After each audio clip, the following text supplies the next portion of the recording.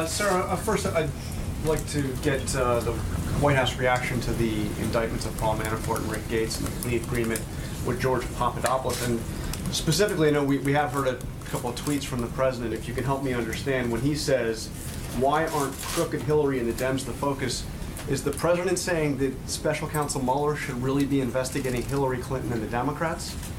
And is he going to rule out, once and for all, firing Robert Mueller?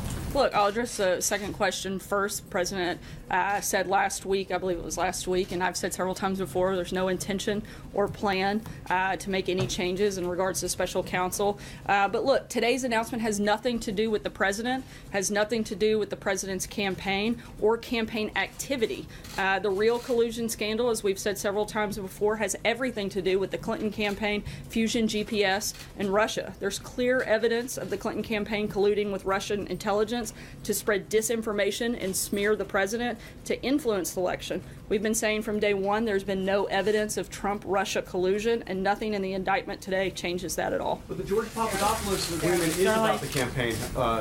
It is specifically about the campaign. It has nothing to do with the activities of the campaign. It has to do with his failure to tell the truth. That doesn't have anything to do with the campaign or the campaign's activities. But it is the clearest evidence yet of ties between the Trump campaign and Russian officials. So again, there are no activities or official capacity in which the Trump campaign was engaged in any of these activities. Most of them took place well before the campaign ever even existed. John? Sarah, can you just explain what George Papadopoulos' role with the campaign was? It was extremely limited. It was a volunteer position. And again, no activity was ever done in an official capacity on behalf of the campaign in that regard. What about the outreach that he was making to campaign officials to try to put together this You mean meeting? that outreach that was repeatedly denied and pushed away and said we're not going to take any action on that? Can you explain what happened with his outreach? He reached out and nothing happened beyond that, which I think shows, one, his level of importance in the campaign, and two, shows what little role he had within coordinating anything officially for the campaign. John Decker. Thanks a lot, Sarah. I wanted to ask about Mr. Mueller's investigation. The president at times has called it a hoax, and he's called it a witch hunt. You've used similar type of language before as it relates to his investigation. Last week you indicated, Sarah, that you believe that Mr. Mueller is wrapping up his investigation. And I've heard similar things coming from other senior administration officials. Do you still believe that Mr. Mueller is in the process of wrapping up his investigation? We still expect this to conclude soon. Yes. Francesca? Thank you, Sarah.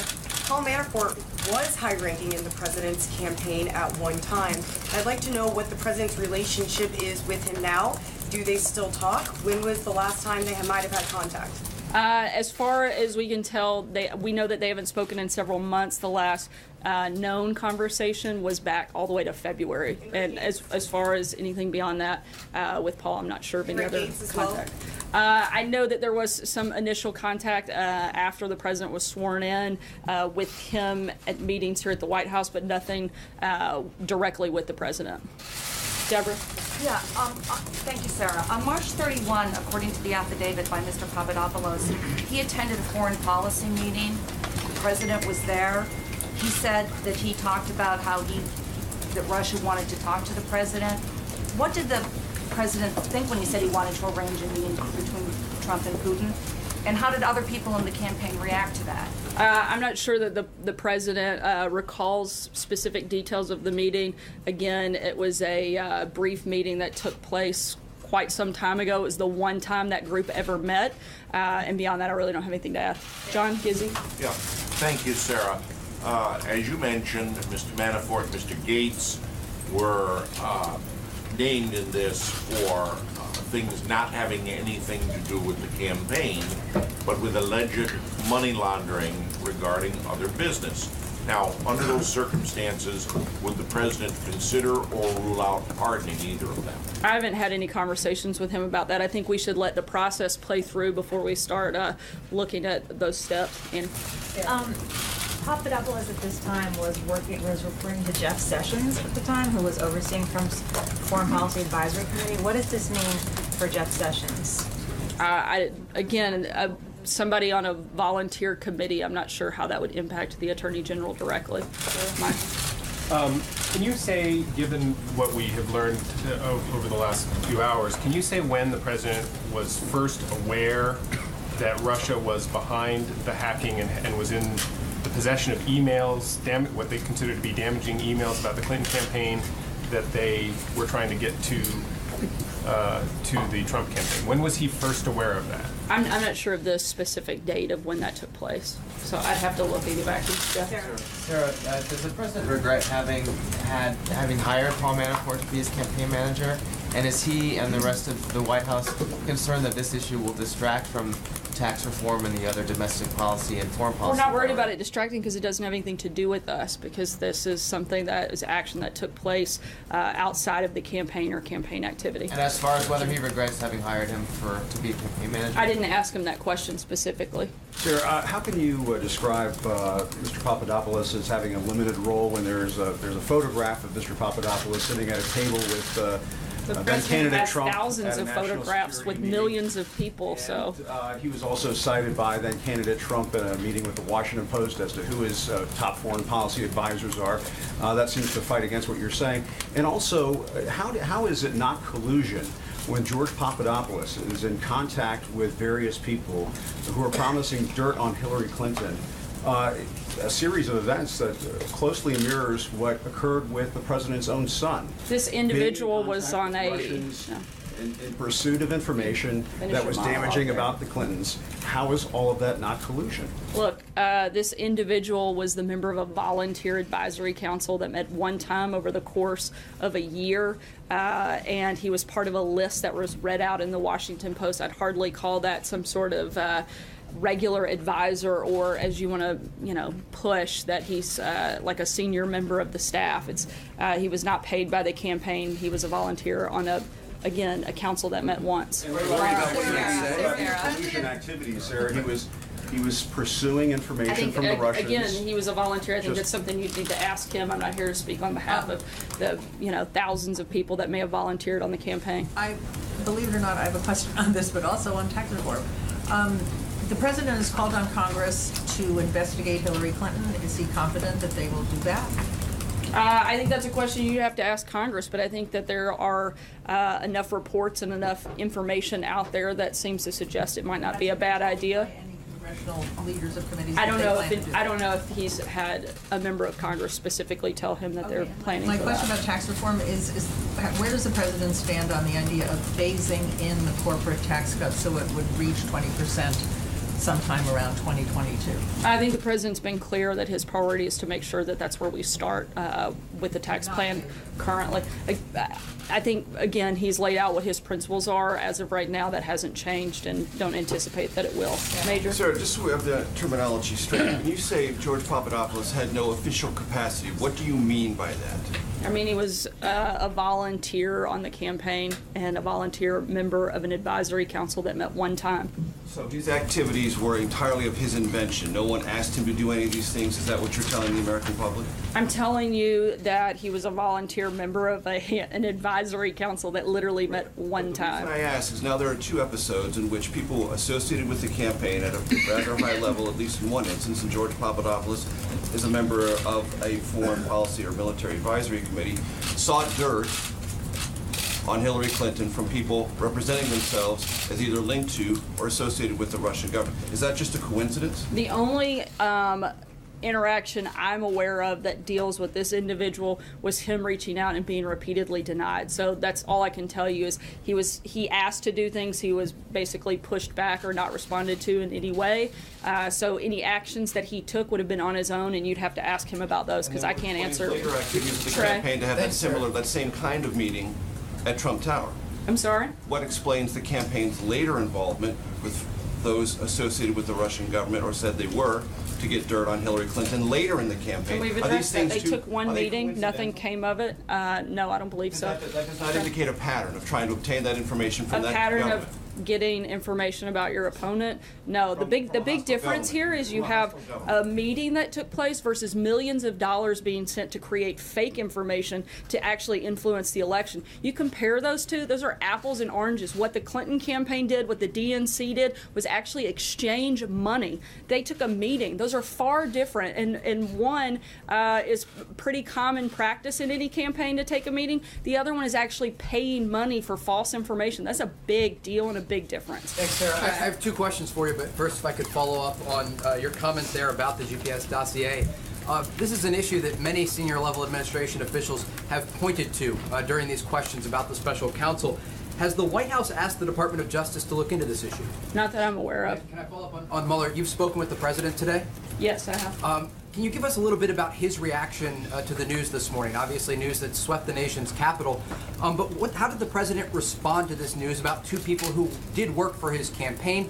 Was he disappointed that Paul Manafort received this news today that he was being charged on these 12 counts? He responded the same way the rest of us in the White House have, and that's without a lot of reaction because it doesn't have anything to do with us. Sarah, we are now talking about two of the most senior members of the campaign at a very pivotal time, through and including the RNC last year, who are now under federal indictment For something very they did serious crimes outside that of the campaign. They did not allegedly conduct during their work for the campaign. But doesn't it speak to the president's judgment that he would choose to have these two individuals in very high positions, having allegedly committed these crimes in the years leading up to their roles? These were seasoned operatives, not, you make it sound like they were, regular offenders that have been in massive amounts of trouble. These were seasoned operatives that worked on a number of campaigns. Paul Manafort was brought in to lead the delegate process, which he did, and was dismissed not too long after that. And the president has no regrets. Again, I didn't ask him that question specifically. April. What leads you to believe that the Mueller investigation will conclude soon? Do you also believe that there could be more indictments? And my third question, on another subject, welfare reform. The president talked about this a couple of weeks ago, and I've been trying to find out what is the focus, how do you plan to implement welfare reform? We haven't made any specific announcements when it comes to welfare reform. Those are ongoing conversations, and we're looking at ways to improve the system, but nothing specific to roll out at this time. I'm sorry, what was the first part of your question? The first one, what leads you to believe that this will conclude soon, the Mueller investigation? Have you been given a heads up? What? Those are the indications that we have at this time. I can't go any further than that. Indications from who and where? Sarah, indications from where? As I just said, I can't go any further. And also, what about, you don't believe there'll be any more indictments at all? That's a question you'd have to ask Robert Mueller. You're saying that it's going to be concluded soon. I still attend that we believe that it will be concluded soon, but beyond that, I don't have anything else to add on a specific time frame. Sarah, in March, the president called March 2016, the president called George Papadopoulos an excellent guy. Does he still believe that Papadopoulos is an excellent guy? Look, he was referring to the council. He was going through the list of names with the Washington Post, and nothing more than that, and complimentary of the people that were volunteering on behalf of the campaign. Papadopoulos told the FBI that a campaign supervisor told him, "I would encourage you to make the trip to Russia if feasible." How does that not constitute the campaign encouraging him to make contact with Russia? I'm not aware of that conversation, so I can't speak to that. Sure. At the end of the day, is there any concern at all from this administration, again, trying to drill down on what was asked earlier, that two people who worked for the president are now under indictment? One has pleaded guilty, and he promised to hire only the best people. Is this an example of the best people to hire? Look, again, this goes back to these were activities that took place outside of the scope of the campaign. I can't comment on anything they did. But are these the best people to hire?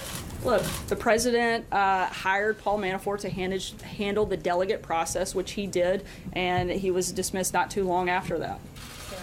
Sarah, last week the administration opposed a federal judge's decision that allowed an undocumented teen immigrant to have an abortion. Now that that case is over, it's been decided she's had that abortion. What is the White House reaction to that decision, and does it set a dangerous precedent going forward? I can't comment on the specifics of that at this point. At all? Did he comment on it? I didn't speak directly with him about the case. Ronnie. Sarah, thank you. I'd like to ask you about a different topic. Just breaking before the briefing, court banned the president from changing military policy on service by transgender people. What's the reaction from the White House and the plan moving forward in reference to this? Obviously, this is something just announced. The Department of Justice has it. They're reviewing it, and I'd refer them to any specific questions. Congressman Gowdy this weekend had suggested that there should be an investigation into the leaks of the grand jury investigation or Robert Mueller's investigation. Do you think there should be an investigation? Are you all asking for an investigation? We haven't asked for that investigation to take place. An investigation? I think that anytime there is leaking of sensitive information, it should be looked into, but beyond that, we don't have any comment. Kristen? Sarah, thanks. Does the president in any way hold Jared Kushner responsible for hiring Paul Manafort? After all, he was an early supporter of bringing him on board. Not that I'm aware of, no. And Sarah, to just follow up on the point of hiring the best people, the top people, he said, does this not at the very least raise questions about President Trump's vetting process and judgment when it comes to bringing on these people? I don't believe so. I think I've answered that quite a few times today. Sarah, two quick questions. Tis the president, you said back in July that the president believed that the investigation for the special counsel should stay within the confines of Russian election meddling. Given what we've learned today, does the president believe Bob Mueller overstepped the boundaries of his investigation? I haven't spoken with him specifically about that detail. Okay, great. My second question, Sarah, would just be on the topic of regarding the plea agreement with George Papadopoulos. You've indicated that the president did not remember that March 31st meeting, the photograph, right? No, I didn't say he didn't remember the meeting. I said he didn't remember those comments from Did he remember anything about that meeting, his interactions with Papadopoulos, given that he's talked about his great memory? I don't believe that he went into detail about the meeting itself. He remembers it taking place, but we didn't go into anything beyond that or any specifics. And specifically did not remember the Russia comment? Did you remember Papadopoulos' presence? Did they have interaction? Not that I'm aware of. Thank you, Sarah. Gallup just came out with a poll giving 33% approval, 62% disapproval to the president. What's your reaction? Is the president aware of this? Any plans of changing anything? Look, we're focused aggressively on pushing forward on a very bold agenda specific to tax reform, tax cuts. I think that the economy continuing to grow and strengthen is something that will certainly change those numbers. But at the same time, I think these are some of the same polls that also said this president would never be president, so I don't have a lot tomorrow. Take one last question. Sarah, can you please clarify your answer tomorrow?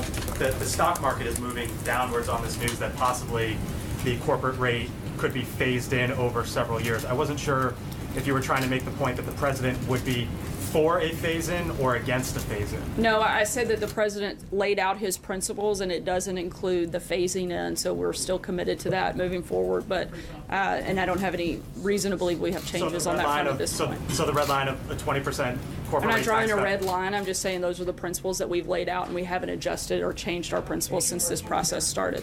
Thanks so much, guys. Have a good day.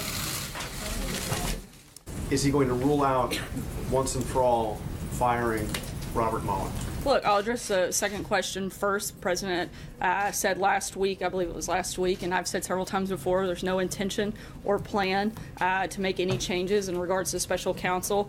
But look, today's announcement has nothing to do with the president, has nothing to do with the president's campaign or campaign activity. The real collusion scandal, as we've said several times before, has everything to do with the Clinton campaign, Fusion GPS, and Russia. There's clear evidence of the Clinton campaign colluding with Russian intelligence to spread disinformation and smear the president to influence the election. We've been saying from day one there's been no evidence of Trump-Russia collusion, and nothing in the indictment today changes that at all. But the George Papadopoulos agreement is about the campaign. It is specifically about the campaign. It has nothing to do with the activities of the campaign. It has to do with his failure to tell the truth. That doesn't have anything to do with the campaign or the campaign's activities. But it is the clearest evidence yet of ties between the Trump campaign and Russian officials. So. Again, there are no activities or official capacity in which the Trump campaign was engaged in any of these activities. Most of them took place well before the campaign ever even existed. John? Sarah, can you just explain what George Papadopoulos' role with the campaign was? It was extremely limited. It was a volunteer position. And again, no activity was ever done in an official capacity on behalf of the campain in that regard. What about the outreach that he was making to campaign officials to try to put together this You mean meeting? the outreach that was repeatedly denied and pushed away and said we're not going to take any action? Sarah, first I'd like to get the White House reaction to the indictments of Paul Manafort and Rick Gates and the plea agreement with George Papadopoulos. And specifically, I know we have heard a couple of tweets from the president, if you can help me understand, when he says, why aren't crooked Hillary and the Dems the focus? Is the president saying that special counsel Mueller should really be investigating Hillary Clinton and the Democrats? And